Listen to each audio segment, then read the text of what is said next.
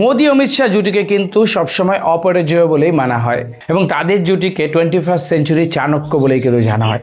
মনে করা হয় এমন কোনো প্রবলেম নেই যার সামনে এরা মাথা নত করে, বরং সেই প্রবলেমকে ঢাল বানিয়ে কিন্তু তারা উপরে ওঠার সিঁড়ি তৈরি করে ফেলে।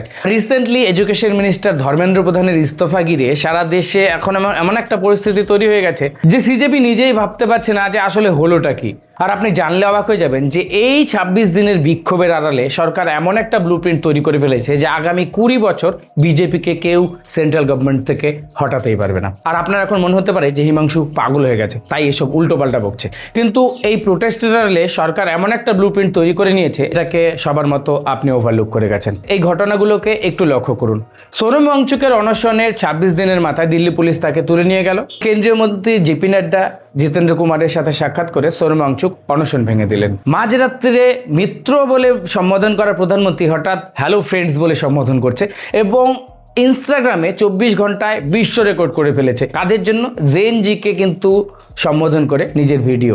তারপরে হঠাৎ করে দেখা গেল যে ধর্মেন্দ্র প্রধান ইস্তফা দিলেন।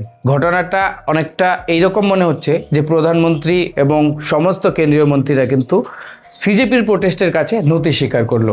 রিসেন্টলি শুরু হচ্ছে পার্লামেন্টের মনসুন সিজন, আর এই মনসুন সিজনে সরকার এমন একটা বিল আনতে চলেছে, ডিলিমিটেশন বিল, যেটার জন্য কিন্তু সরকার অধীর আগ্রহে অপেক্ষা করছে। আর এই বিলকেই বলা হচ্ছে আগামী 20 বছর থেকে 30 বছর কেন্দ্রে বিজেপি সরকারের সুনিশ্চিতকরণের কিন্তু একটা ব্লুপ্রিন্ট।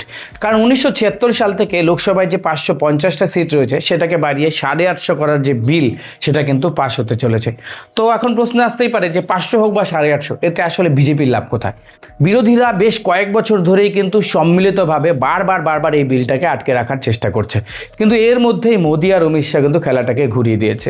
আপনি দেখতে পারবেন রিসেন্ট কয়েক মাসের মধ্যে আম আদমি পার্টি, তৃণমূল কংগ্রেস, এনসিপি থেকে বেশ কিছু এমপিস কিন্তু বিজেপিতে অথবা এনডিএতে যুক্ত হয়ে গেছে। রাজ্যসভাতেও কিন্তু তাই হয়েছে। অর্থাৎ এই বিল পাশ করানোর জন্য এনডিএর যেই সংখ্যাগরিষ্ঠতা দরকার তার থেকে মাত্র 5টা ভোট দূরে রয়েছে। আর এই 5টা আসন অমিত শাহর জন্য কিন্তু একটা জল ভাতের ব্যাপার। আর এই ডিলিমিটেশন বিলে আসল টুইস্টটা কোথায়? এই বিলের মাধ্যমে যে আসন বাড়বে সেটা বাড়বে জনসংখ্যার ভিত্তিতে। তো দক্ষিণ ভারতে যেখানে বিজেপি কিন্তু উইক রয়েছে, বিজেপির সিট সংখ্যা কিন্তু কম রয়েছে, যেমন তামিলনাড়ু, কর্ণাটক, এই সমস্ত রাজ্যগুলোতে কিন্তু লোকসভায় আসন বাড়বে না, কারণ এখানকার পপুলেশন কিন্তু কন্ট্রোল ছিল, বাড়েনি, বরঞ্চ সেখানে কিছু ক্ষেত্রে সিট কমে যাওয়ারও আশঙ্কা তৈরি হয়েছে।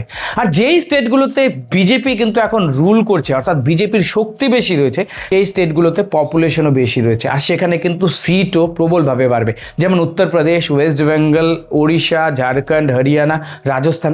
এই স্টেটগুলোতে কিন্তু লোকসভার আসন সংখ্যা অনেকটা বেড়ে যাবে। এই স্টেটগুলো থেকে কিন্তু বিজেপি প্রচুর পরিমাণে সিট অ্যাকোয়ার করতে পারবে ইন নেক্সট লোকসভা ইলেকশন।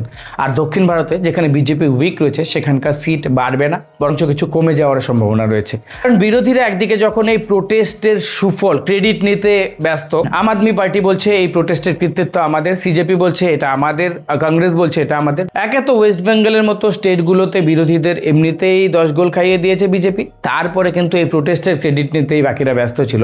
মহিলা সংরক্ষণ বিল সেটা তো মেনেই নিলাম, সেটা পাশ করানো খুব একটা কঠিন ব্যাপার হতো না, কিন্তু ডিলিমিটেশন বিলটাকে পাশ করানো এখন শুধু সময়েরই অপেক্ষা।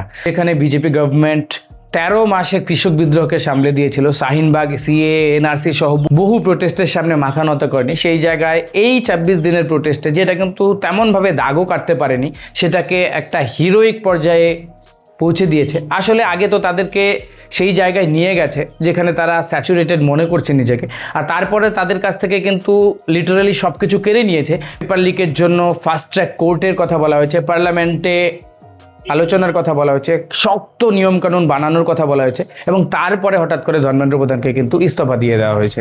আর এই প্রোটেস্টে যেমন সত্যিকারের স্টুডেন্টদের ঢাল বানিয়ে সিজেপি এবং বিরোধী শক্তিরা সেটাকে হাইজ্যাক করে নিয়েছিল, সোনম ওয়াংচুককে সেন্ট্রাল কিন্তু এমন অ্যাসুরেন্স দিয়েছে যে যারা শান্তিপূর্ণভাবে প্রোটেস্ট করেছে তাদের বিরুদ্ধে কোনো কড়া অ্যাকশন নেওয়া হবে না, কারণ তারা ইউথ জেনারেশন, তারা স্টুডেন্ট, তাদের ভবিষ্যৎ নিয়ে চিনিমিনি খেলা হবে না।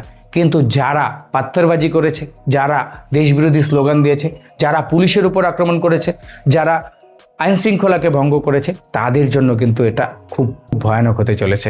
আপনি কি মনে করেন?